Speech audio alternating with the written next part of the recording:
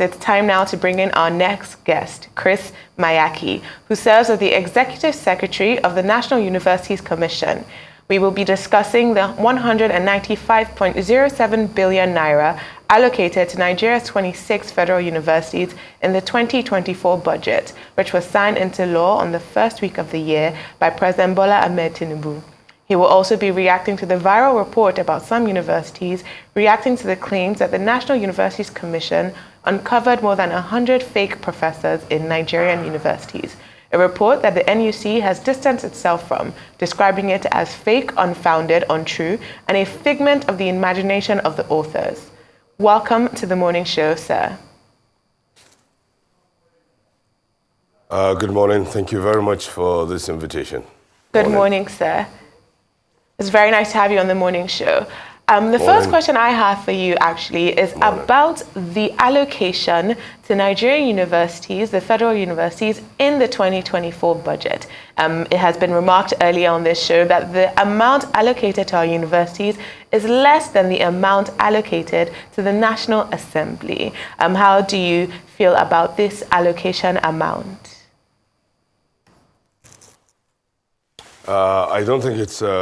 First and foremost, good morning. I don't think it is before me to argue as to what sector of the economy takes preeminence over any other sector.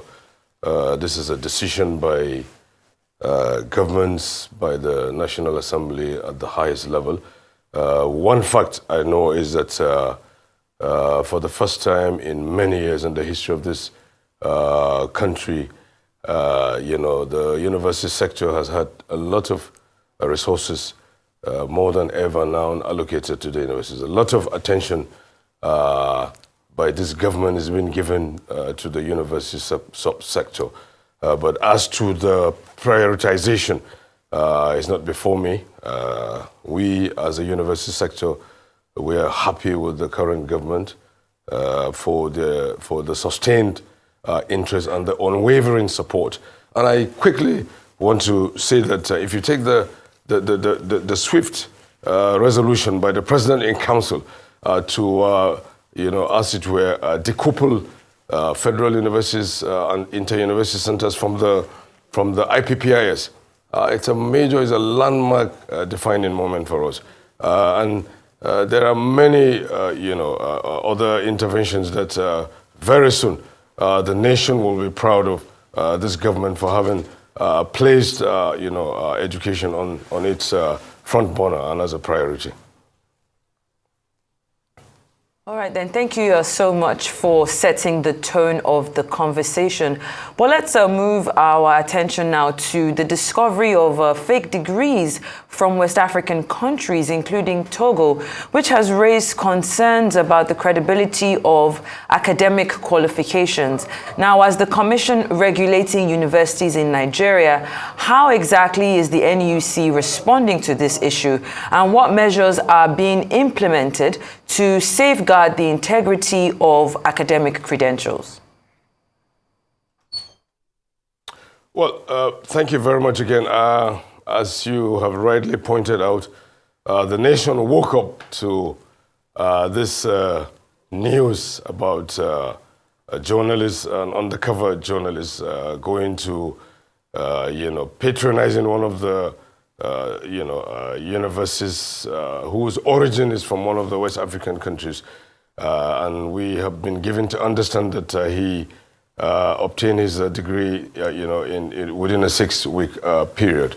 Let me say that there is nothing strange, extraordinarily strange about fake degrees. This is a worldwide, this is a global phenomenon. If you go to the United States, if you go to the United Kingdom, all the big countries in the world, the issue of illegality, this notorious fact that deviants will always exploit, loopholes to perpetuate illegality. There's nothing new from time immemorial. But as a university community, we view this with a lot of concern because it has a potential to impinge on the credibility of our university brand. And I want to say that this has to do with a university outside the shores of Nigeria, and therefore there are laws. The municipal laws of Nigeria are there to regulate, are vested in the National Universities Commission, and we do not see this happening within Nigeria, but this is something that is extraterritorial, and therefore there are facts and factors that we must unravel. And as the investigation that has been constituted by the Honorable Minister of Education is ongoing, is taking its full course, we will allow this investigation to take place so that we will establish, the real facts, because as it is, these are allegations. We're beginning to engage all the stakeholders. I'm a member of this committee. We will leave no stone unturned in the course of this investigation. And I'm sure the nation will be proud that the Honorable Minister and this government has responded swiftly to these allegations. And let's not be preemptive. Let us watch out for the outcome, a statement to emanate from this investigation. As to what steps we're taking, as I mentioned to you, the NUC, over the years has had to be confronted by this scourge of persons or individuals perpetuating, illegal, illegitimate, unapproved degree awarding institutions. And the defining moment was in the year 2000 when we put together a resource assessment visit to all study centers, to all satellite campuses, to all outreach centers. And we, put together a state of affairs on those, campuses, and submitted it to the Federal Executive Council, who in turn agreed with all the recommendations and took the decision to ban all satellite campuses, all outreach, centers, and we, in turn, as a commission, issued joining instructions. We issued circulars to all vice chancellors, to all universities, to all pro-chancellors, to implement, the decision of the Federal Executive Council to ban all those centers. Subsequent to this, we have also had to put together a committee on, a standing committee on the closure of illegal universities within Nigerian shores. I think the first chairman was Professor Undike, and then Professor Adebowale, another renowned, consummate university administrator, and then Professor B.C. Balogun. We have had to bring in all these, experienced people to help us fight the menace of the illegality of degree awarding institutions. And we charge them to identify, to locate where they are, and then to recommend prosecution. And I'm happy to say that to date, we have secured some prosecution. Some are serving some jail terms. We have also closed down some illegal universities within Nigeria. And even in recent years, in 2021, we've had to reconstitute and reinvigorate that committee under the chairmanship of Professor Aniofok Essian, a senior advocate of Nigeria, a former vice chancellor. And we will continue to, to chase those whose business it is to perpetuate illegality, to bring our, a well-respected university reputation, to disrepute. But let me say that,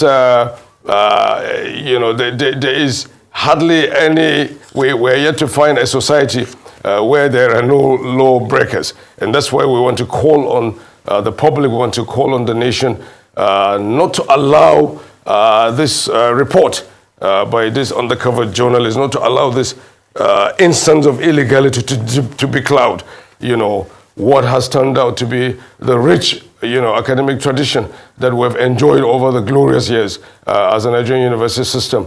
The fact that our professors, our academics, have gained a lot of respect and accolades all over the world. You can find Nigerian academics all over the world, even the graduates from the Nigerian university system.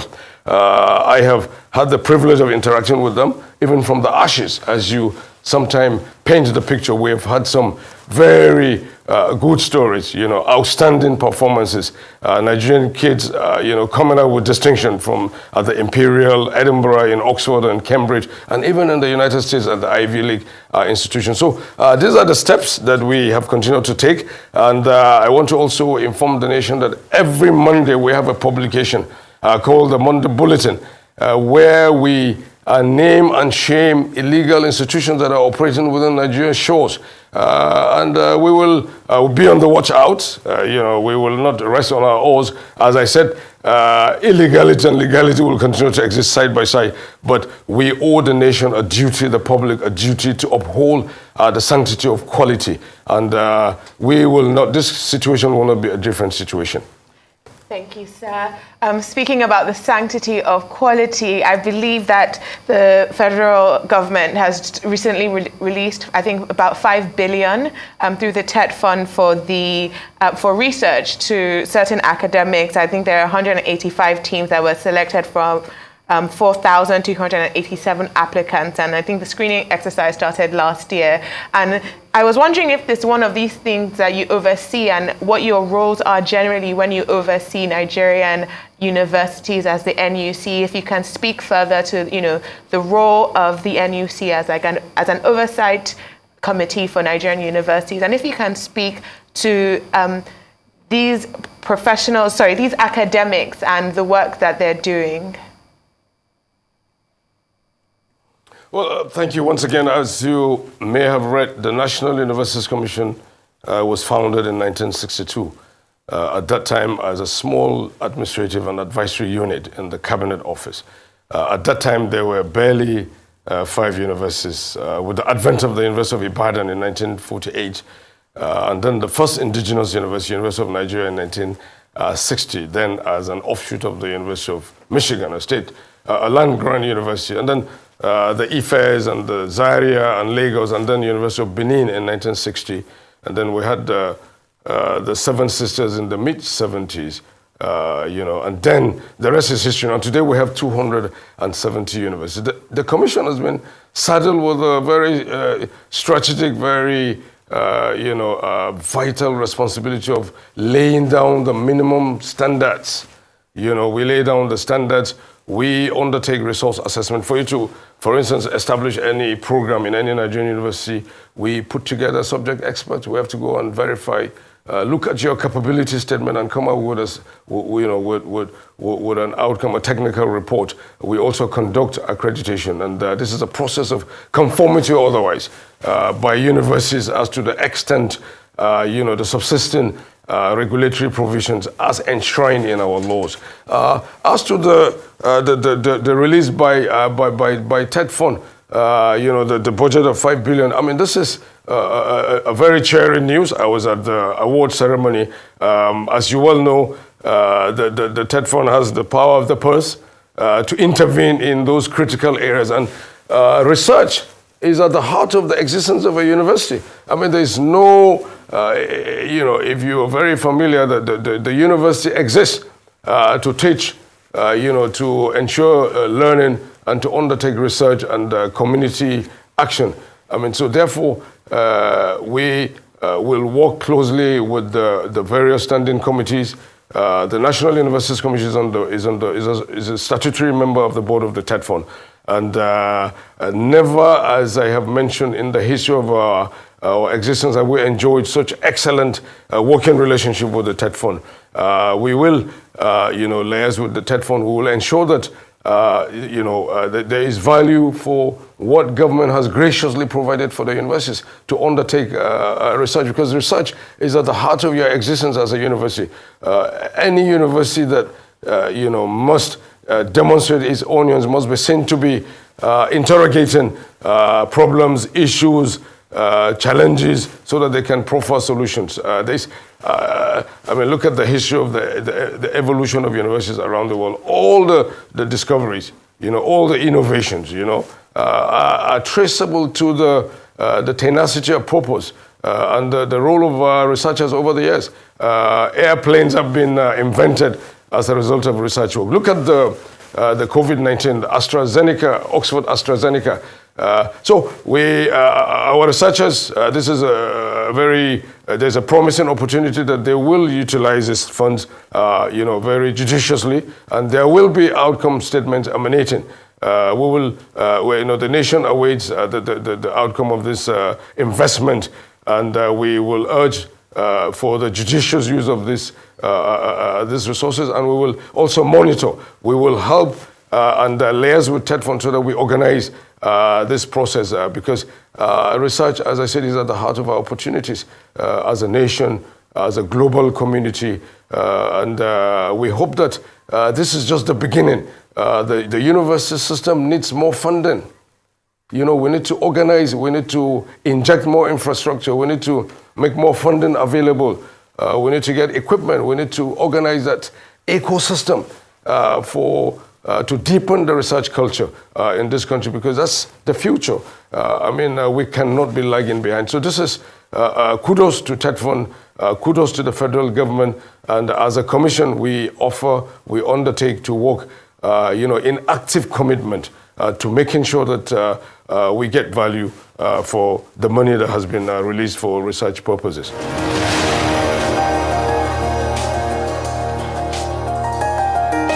Now, before the break, we had Chris Maiyaki, who serves as the Executive Secretary of the National Universities Commission.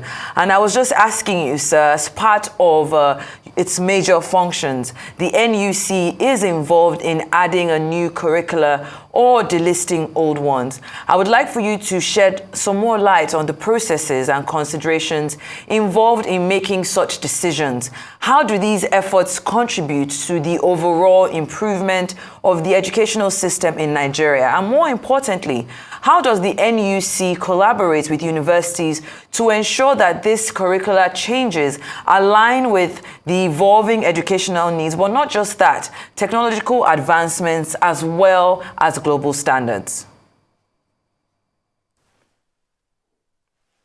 Well, thank you very much once again, and sorry for that break in transmission. As I, posited in my opening remarks, the National Universities Commission is that flagship regulatory agency for the orderly development of university education. One of our major functions, our core mandate, which we are not contemplating to share at this moment, is that we are empowered by law to prescribe, to lay down minimum academic standards, which is the curriculum. And while we do that, we do it in a multi-stakeholder platform, collegiate. We involve the academies, we involve subject experts. We sometimes glean the best practices from some of our regulatory agencies around the world. We think that because the university enterprise is of a globalized character, sometimes we need to, or as a matter of routine, we need to take a cue from best practices, evolving trends around the world, and the history of the curriculum. When I heard you talk about deleting or delisting, I don't think this is the picture that we would like to portray. As you well know, curriculum is dynamic. It is a revolution. It is it's dynamic. It is evolutionary.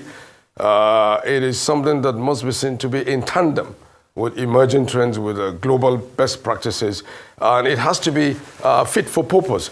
And in the case of what we recently did, the core curriculum minimum standards, this is one signature, one flagship innovation project that we're so proud of as a university community.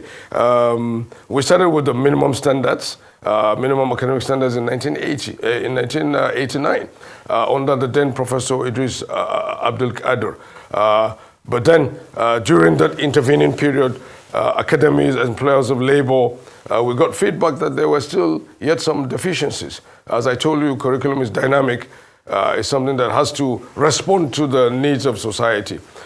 We then had to introduce a benchmark minimum academic standards, and yet, typically so, the academies, the universities, the employers of labor, the Nigerian Economic Summit Group, and the captains of industry still were to point out some missing elements, some deficiencies, we have had to begin, a long, painstaking process of reviewing our curriculum, just reviewing it, amending it, and bringing in changes to bring them to speed, as it were. So we started in 2018 and consummated what we now call the core curriculum and minimum academic standards in 2023. This was launched by the then Vice President. And what are the new features in the core curriculum? We have now compartmentalized. We have two compartments. The 70% is a minimum.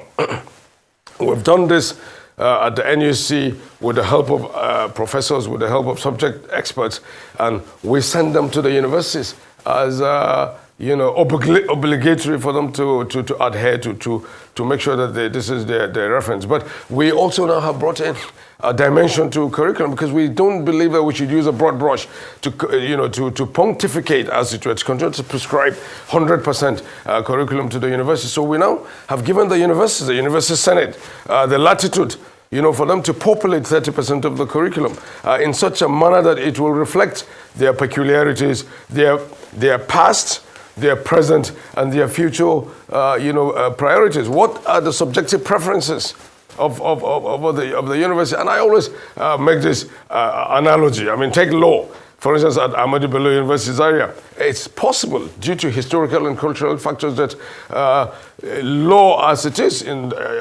Ahmadu Bello University Zaria may have some features of Islamic law, some features of, Sharia law. But if you are to go in the opposite direction, if you go to the Niger Delta University, for instance, they may not find Islamic law or Sharia law, a priority for them. Some may prefer canon law, for instance, and this will apply to every other subject. If you were to take architecture, architecture in some parts of the north may not strictly be the same. Or law in the United Kingdom, for instance, is not the same. That's why when graduates of Nigerian extraction read law in the UK or in the US, they come back and go through the finishing school. They go to the Nigerian law school because curriculum is fit for purpose. It's something that has to be well rooted in your peculiarities. So this is it, and we have also injected some aspects of blended learning. The COVID-19 revealed brought about a lot of disruption to the normal traditional learning culture, and now we have come to the trajectory that we must begin to look at digital delivery. We must begin to look at the infrastructure. ICT penetration in the things that we do. E-learning has come to stay. There is no hiding place now. So that is also one major feature. And digital literacy and the issue of interdisciplinary learning and value creation and entrepreneurship is so key. The attributes of a Nigerian graduate has become a subject of debate. Those hard and soft skills, those attributes that can position a Nigerian graduate to grow business, to make profit, etc., etc. Imagine a doctor who is also very entrepreneurially minded, or a lawyer. He can grow his business. He can be a much better graduate. These are all the things that we make sure that we have put in place. And we have also put in place, a mechanism for its effective and efficient implementation. From now henceforth, the CCMAs, as it is called, will now be the reference point in the course of establishing new programs, during our resource assessment, and even during our accreditation exercises, which is our core mandate as a National Universities Commission. Sir, you've spoken a lot about interdisciplinary learning, and I would like to learn more about that. And I also want to ask you, because some critics state that Nigerian education puts rote memorization over critical learning. Do you agree with this? And you've spoken also about how geographically we have differences in what might be prioritized within a curriculum, which is why you've reduced it from 100% to 70%. But do you also feel that in the humanities there should be more leeway than, for example, in science or medical degrees, or as you've said, in law, where if you want to study history, maybe they should be given more leeway in what they want to study, versus if you have a medical doctor, you have to be stricter in what their curriculum looks like? Yeah, but that's what I actually said. You have just repeated exactly what I said, that now universities more than ever, they have the latitude now, to inject. They don't need to, we will not pontificate from the National Universities Commission what should constitute the 30%. It is something that is their subjective preference, is something that must reflect their past, their present, and their future direction and their priorities. And yes, interdisciplinary means there is no, discipline that is an autarky, that is on its own, in its own cocoon. That's what you have. Medicine is not strictly a scientific issue. You have to look at the humanistic angle. That's why you have anthropology, the idiosyncrasy of people, the culture, the history of a certain people will impact on medical education, medical delivery. The level of education, of people has direct consequences of their choices. In medicine, there are people even today who are as educated. They will rather go to the Babalao,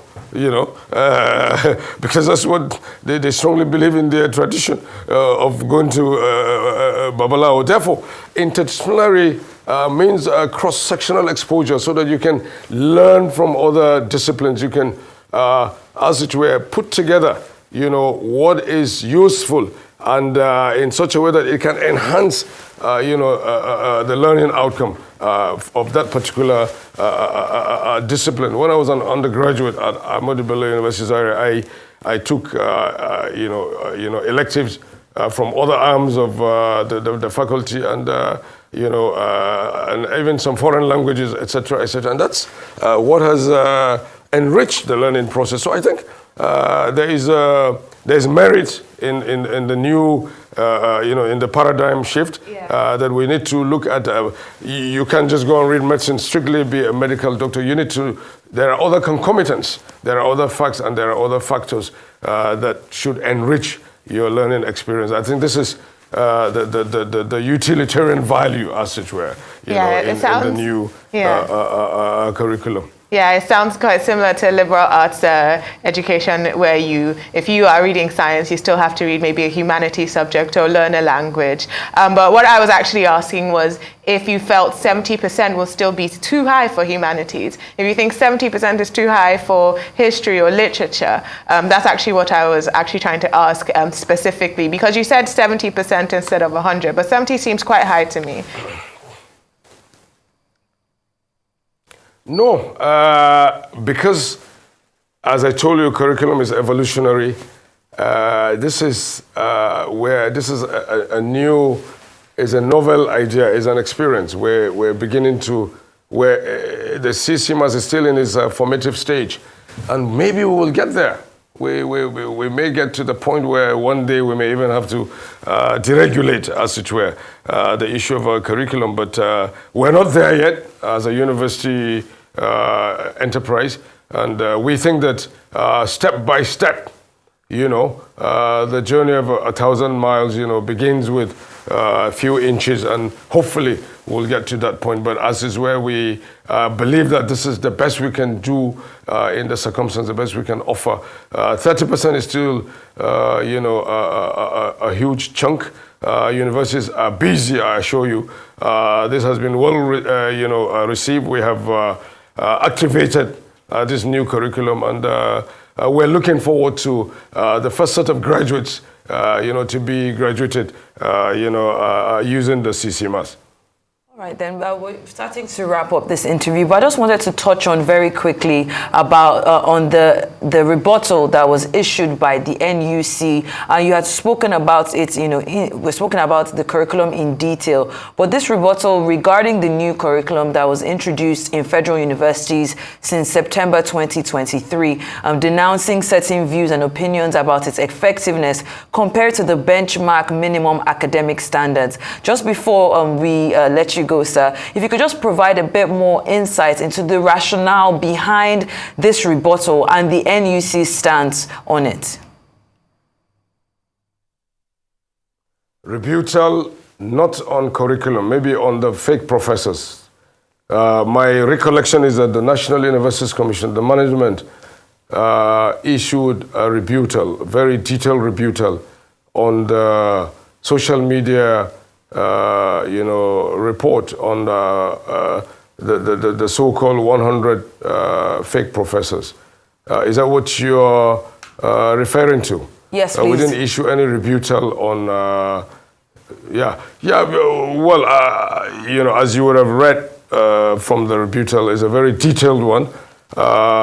And the fact is that in 2019, we came up with the management of the National Universities Commission, in its wisdom, decided for the first time to put together a compendium of full professors in Nigerian universities. I mean, this is what is happening around the world. Every country has a repository of who is who in the academia, so that if they need to select experts for any United Nations job, any international job, any national assignment, it is so easy to just go and say, oh, these are my experts, our experts in mass comm, for instance, in literature, in medicine. But we found out that we didn't have that updated, complete list until we embarked on this laudable project.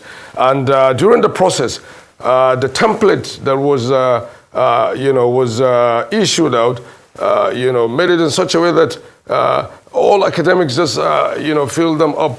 And we found out that, some associate professors also filled in the template. And we didn't think this was good enough, so we sent them back to the universities who verified, who separated the professors from the associate professors. But this was 2019. And as a result of that exercise, we were able to, for the first time, publish, proudly so, the first list of full professors in the Nigerian university system. And those who did not meet up the full professorship, but who were genuinely, associate professors or readers, as they're called in the Nigerian university system, where they had to separate the seats from the shaft, as it were. You were either a full professor or you were not a full professor. And we produced, for the first time, a directory of full professors in the Nigerian university system. And since then, we have continued to update it, and we've even devised other means of updating the list of our full professors. So the rationale escaped us as a universities commission to see that what we had laid to rest in 2019 was to be regurgitated, as it were, resurfaced in 2024 as a news item. As you well know, most of the universities also issued their rebuttals to say that some of these professors are not even known to them. And we think that as equal stakeholders, as opinion molders, we need to be a lot more circumspect, to join hands with the National Universities Commission so that we project the danger of that social media, reportages that it is happening at a time that is most unsuitable. We're just trying to unravel this certificate racketeering, and something that happened in 2019 is been recycled in 2024.